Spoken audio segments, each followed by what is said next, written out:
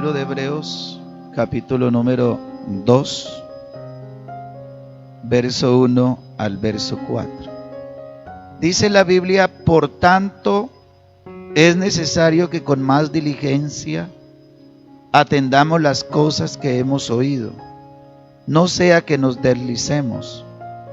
Porque si la palabra dicha por medio de los ángeles fue firme, y toda transgresión y desobediencia recibió justa retribución, ¿cómo escaparemos nosotros si descuidamos una salvación tan grande, la cual, habiendo sido anunciada primeramente por el Señor, nos fue confirmada por los que oyeron, testificando Dios juntamente con ellos, con señales y prodigios y diversos milagros y repartimientos del Espíritu Santo según su voluntad? Carta del apóstol Pablo a los Romanos, capítulo número 8, el verso 1. La Biblia dice: ahora pues, ninguna condenación hay para los que están en Cristo Jesús, los que no andan conforme a la carne, sino conforme al Espíritu. Verso 2.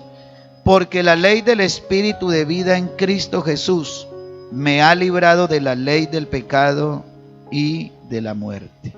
Señor Jesucristo, Dios Todopoderoso y Padre Celestial, Rey del cielo y de la tierra, estamos en tu presencia, mi Dios, para honrarte, para bendecirte, para exaltarte, mi Dios, para darte gracias por la vida, gracias por la salud. Gracias, Señor, por esta salvación tan grande, Señor, que nos ha regalado. Gracias por habernos dado a conocer su nombre, esta palabra preciosa y maravillosa. En el nombre de Jesús de Nazaret te ruego que nos bendiga a través de la palabra. En el nombre de Jesús de Nazaret. Amén y amén. ¿Cómo escaparemos nosotros si descuidamos una salvación tan grande? Pero nótese que antes de todo ello, el escritor nos lleva a una reflexión y nos dice de la siguiente manera: por tanto, es necesario que con más diligencia, es decir, con mucho más cuidado, con mucha más atención, dice, atendamos las cosas que hemos oído, no sea que nos deslicemos. Y comienza el escritor a darnos una descripción y dice: porque si la palabra dicha por medio de los ángeles fue firme, y toda transgresión y desobediencia recibió justa retribución. Ahí es donde viene la pregunta: ¿cómo escaparemos nosotros si descuidamos una salvación tan grande, la cual, habiendo sido anunciada primeramente por el Señor, nos fue confirmada por los que oyeron? Y luego a la pregunta o a la indicación que nos da el Espíritu Santo usando la boca del apóstol San Pablo, escribiéndole a los romanos, dice: ahora pues, ninguna condenación hay ¿para quiénes? Para los que están en Cristo Jesús, los que no andan conforme a la carne, sino conforme al Espíritu. ¿A quiénes Dios les asegura salvación? ¿A quiénes Dios les asegura salvación? La salvación es para todos, pero no es de todos. La salvación, porque la invitación de Dios es para todos. La Biblia nos dice, San Juan capítulo 3, verso 13, 14 y 15 en adelante, dice: como Moisés levantó la serpiente de bronce en el desierto, así era necesario que el Hijo del Hombre fuera levantado, para que todo aquel que en él crea no se pierda, mas tenga vida eterna. Ahora el verso 16: porque de tal manera amó Dios al mundo, que ha dado su Hijo unigénito, para que todo aquel que en él cree no se pierda, mas tenga vida eterna. La invitación de Dios en cuanto a la salvación es universal, es para todos. Ahora, cuando el Señor, antes de ascender al cielo, llama a sus discípulos para encomendarles una tarea muy importante, no fácil, pero sí era posible, y de hecho sí es posible, porque hasta aquí esa tarea se ha venido cumpliendo y hoy vemos el resultado.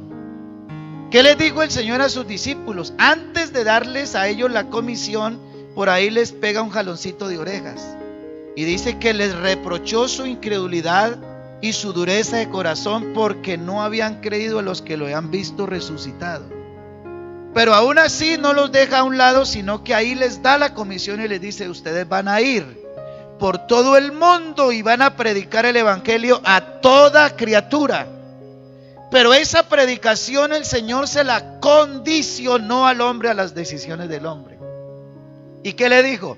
Dice: el que creyere y fuere bautizado, ¿qué pasa con él? Este será, mas el que no, será condenado. La invitación de Dios para salvar al hombre es para todos los hombres, para todas las personas, sin importar distingo de raza, de color de piel, ni posición económica, ni nivel cultural, nada de eso. La salvación es para todos. Pero es decisión del hombre si quiere o no quiere ser salvo. Todos los días están surgiendo nuevas iglesias. Todas dicen tener la verdad y toman la Biblia, en la mayoría, toman la Biblia como fuente para sus sermones y para sus enseñanzas. De ahí entonces que surge esta gran pregunta: ¿a quiénes Dios les asegura salvación? Dios nunca ha estado interesado en que el hombre se pierda. Dios siempre está interesado en el bienestar del hombre y quiere salvar al hombre, quiere bendecir al hombre, quiere que su creación, en especial la humanidad, esté bien. Todo lo condicionó y lo creó a favor del hombre. Si vamos al libro del Génesis, nos damos cuenta que cómo Dios creó todo para que el hombre disfrutara. Cuando Dios creó al hombre, lo pone en el huerto del Edén y le dice: mire, todo aquí está para que usted lo disfrute, goce, lo aproveche, coma de todo esto, menos de. Y le reserva por ahí un árbol. Pero el resto era para que el hombre lo administrara, lo sojuzgara, cuidara de la tierra, hiciera del hombre un buen uso de la demás creación de Dios. Pero infortunadamente usted y yo sabemos qué pasó. Trajo consecuencias tan terribles que marcó la humanidad del entonces y ha venido trascendiendo por todos los tiempos hasta el día de hoy. El hombre, al haber desobedecido a Dios, inmediatamente vino un juicio de condenación para el hombre. Quedó el hombre expuesto a un juicio de condenación y quedó expulsado de la presencia del Señor. Por eso San Pablo nos dice: por cuanto todos pecaron, ¿qué pasa con ellos? Todos están destituidos de la gloria de Dios.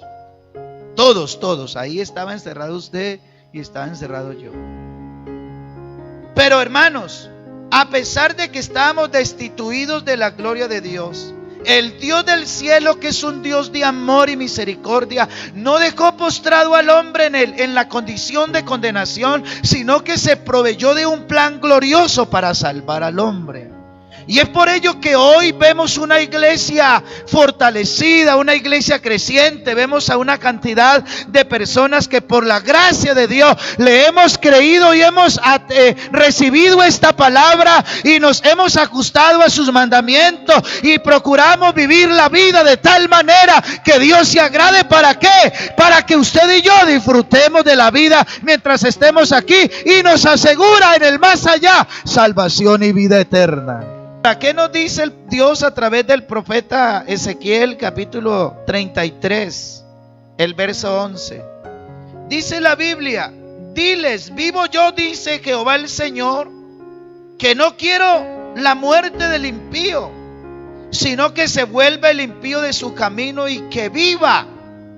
Volveos de vuestros malos caminos. Y hay otra pregunta: ¿y por qué?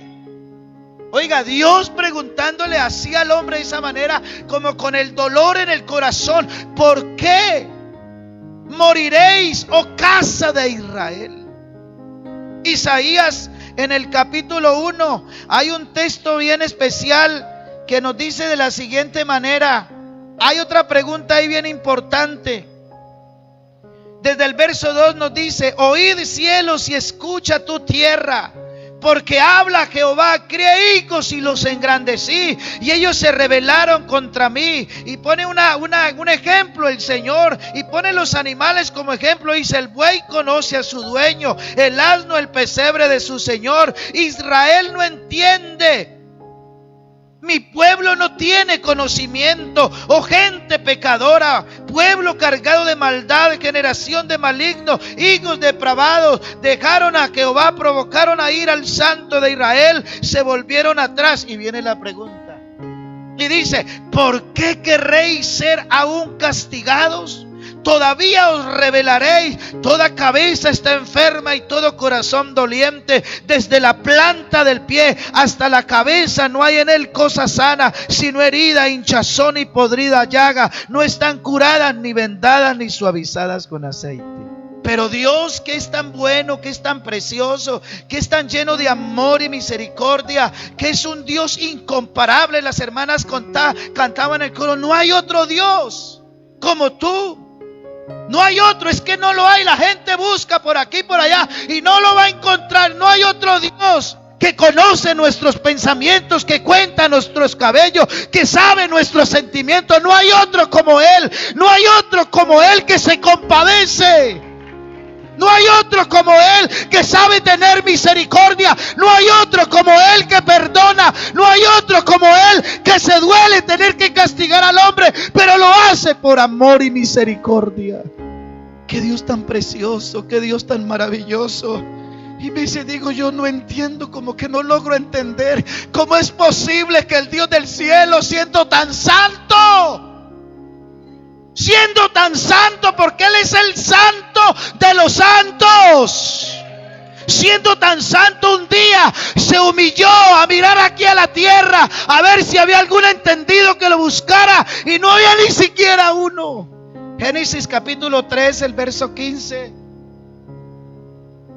encontramos la primer profecía mesiánica. ¿Qué dice? Pondré enemistad entre ti y la mujer, y entre tu simiente y la simiente tuya. Esta te herirá en la cabeza y tú la herirás en el calcañar. ¿Qué nos dice Isaías? Capítulo 35, el verso 4. Decid a los de corazón apocado, esforzaos, no temáis. He aquí que vuestro Dios viene con retribución, con pago. Dios mismo vendrá y os salvará. La salvación suya es de tal costo, hermano, que no fue suficiente reunir todo el oro y toda la plata que hay aquí en la tierra. No es suficiente para pagar el precio de la salvación de su alma. ¿Sabe qué hizo Dios? Él, siendo invisible, cambió su forma en forma visible, se hizo hombre y vino a este mundo y fue hasta la muerte, y muerte de cruz, para allá derramar toda su sangre, dando el pago por la salvación de su alma. Por eso Él, antes de entregar su espíritu, dijo: consumado es, queriendo decir, todo lo que había que hacer para la salvación del alma de las personas ya lo hice, y hoy vemos el fruto de ello. A lo largo de toda la historia bíblica vemos a Dios interesado en salvar al hombre, pero realmente Dios les asegura la salvación a todos. El hombre está en una situación muy grave espiritualmente delante de Dios. Ya leíamos cuál era la radiografía de cómo está el hombre, que no hay en él cosa sana, que desde la planta del pie hasta la coronilla, hasta su cabeza, no hay sino podrida llaga, hinchazón. El hombre en el pecado se quedó postrado en esas condiciones.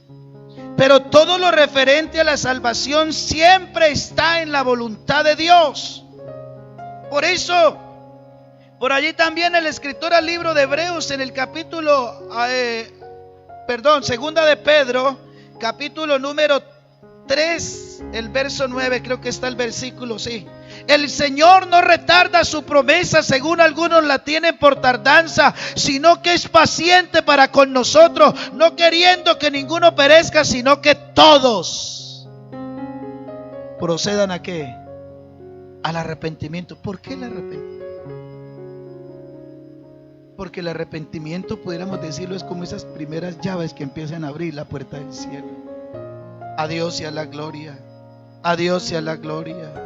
Entonces, siempre la salvación está en la voluntad de Dios, pero la condiciona la decisión personal de cada individuo. Aquel que ha sido engendrado por la palabra San Juan capítulo 1, el verso 13. Luego después del Señor haber dicho, dice: mas a todos los que le recibieron, los que creen en su nombre, Dios les dio potestad de ser hechos hijos de Dios. Pero mire lo que dice San Juan 1:13, dice: los cuales no son engendrados de sangre, ni de voluntad de carne, ni de voluntad de varón, sino de Dios. ¿Y cómo Dios engendra espiritualmente a una persona? La engendra por la palabra. Porque la palabra nos edifica, porque la palabra nos fortalece, porque la palabra nos enseña, porque la palabra nos hace mejores cristianos, porque la palabra nos da conocimiento, la palabra nos da luz, la palabra nos da a conocer quién es Él. La palabra es importante. Si usted y yo hacemos a un lado la palabra, ya estamos descuidando la salvación. Hay veces las ocupaciones, hay veces tantas cosas, las distracciones hacen que nosotros descuidemos la salvación. ¿Sabe que cuando un hermano se aparta de la iglesia, no se aparta de la noche a la mañana? El que luego de oír la palabra, porque es un proceso, aquel que luego de oír la palabra y haber sido engendrada por la palabra, debe nacer. Nace de nuevo. Cuando se engendra un bebé, dura un periodo de tiempo. Lo normal es que 9 meses en el vientre de la mamá, pero a los 9 meses ya tiene que salir. Porque si se tarda más, ya el médico se pone en la tarea. Pero hay veces nace antes. Pero ese que nace antes viene con algunas complicaciones. La Biblia me dice: todo tiene su tiempo. Tiempo de nacer también. A todo aquel que invocar el nombre del Señor. Pero voy a hacer un pequeño paréntesis en el primer punto. Es que yo ya me bauticé y listo, suficiente. No es suficiente. No es suficiente. La Biblia dice: al que creyere y fuere, si lo dejamos ahí, entonces yo me bautizo y ya. Pero aquí dice: el que invocare el nombre del Señor será salvo. Pero ese que invoca el nombre del Señor lo condiciona a Dios también a algo. Y mire lo que dice la Biblia.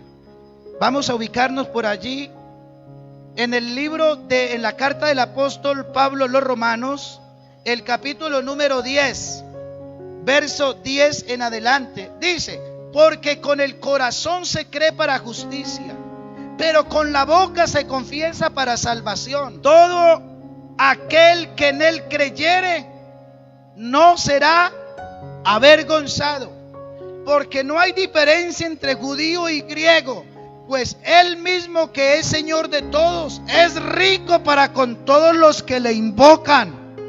Porque todo aquel que invocar el nombre del Señor será. ¿Cómo pues invocarán a aquel en el cual no han creído? ¿Y cómo creerán en aquel de quien no han oído? ¿Y cómo irán sin haber quien les predique? ¿Y cómo predicarán si no fueren enviados?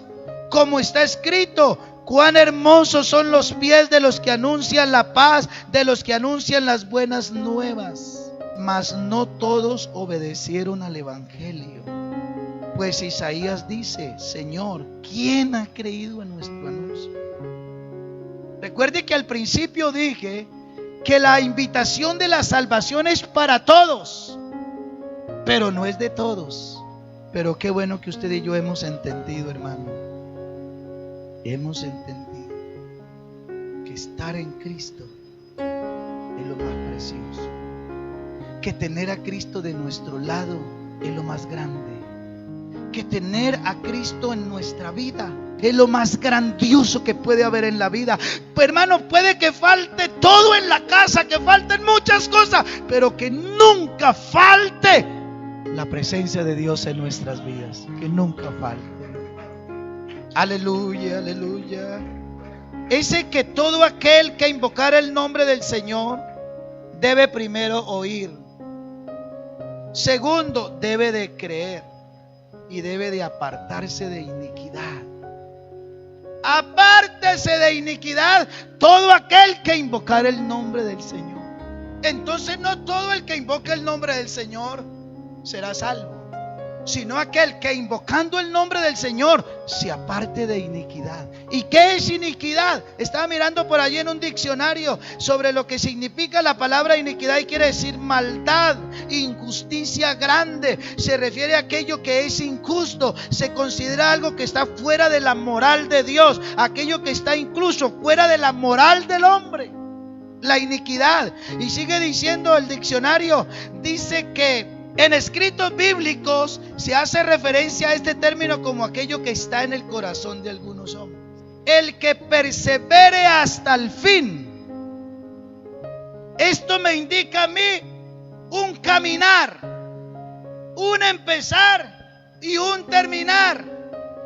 Un caminar de no unos días, sino de un caminar toda una vida. Apocalipsis capítulo 2, el verso 10. No temas en nada lo que vas a padecer. He aquí el diablo echará a alguno de vosotros en la cárcel para que seáis probados, y tendréis tribulación por ¿cuántos días? Por 10 días.